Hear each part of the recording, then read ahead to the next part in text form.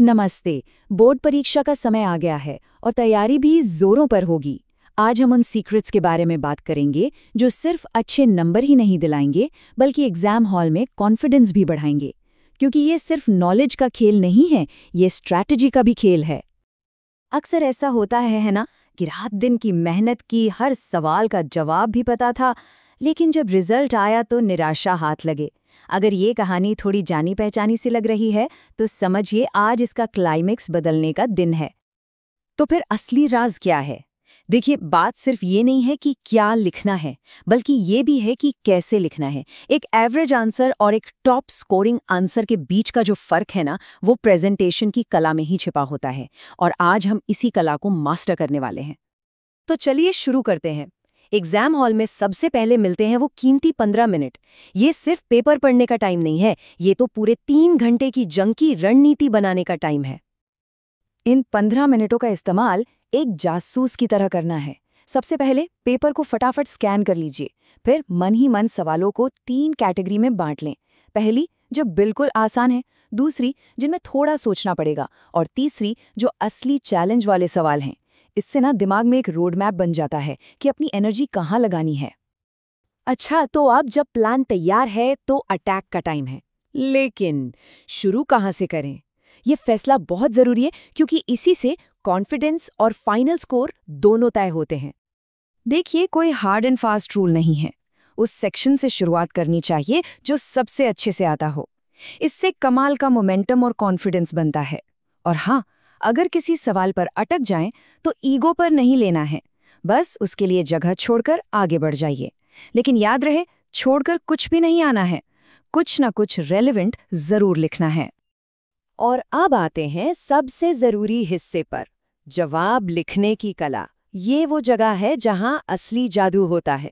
यहीं पर एग्जामिनर को इम्प्रेस किया जाता है। जरा एक सेकंड के लिए एग्जामिनर की जगह खुद को रखकर सोचिए। सामने सैकड़ों कॉपियां हैं। क्या लंबे लंबे बोरिंग पैराग्राफ पढ़ने का मन करेगा, या फिर वो आंसर शीट अच्छी लगेगी जिसमें सब कुछ पॉइंट्स में साफ सुथरा लिखा हो? जवाब बिल्कुल साफ है।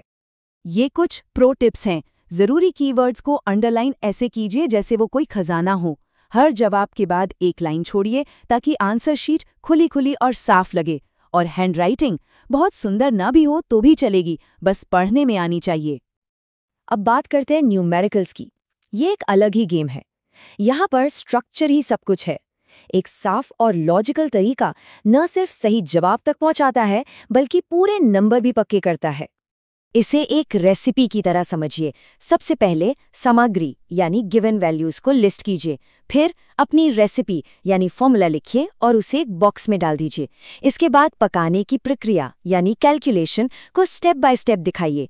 और आखिर में अपनी शानदार डिश यानी फाइनल आंसर को पेश कीजिए, उसे भी एक बॉक्स में।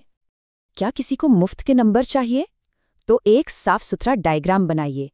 ये जवाब में जान डाल देता है और एग्जामिनर को बताता है कि कॉन्सेप्ट की समझ कितनी गहरी है। भले ही सवाल में सीधे सीधे डायग्राम बनाने को ना कहा गया हो, तब भी एक अच्छे डायग्राम के लिए बस ये सिंपल से नियम याद रखने हैं। हमेशा शार्प पेंसिल का इस्तेमाल करें। लेबलिंग को करीने से एक ही तरफ रखें।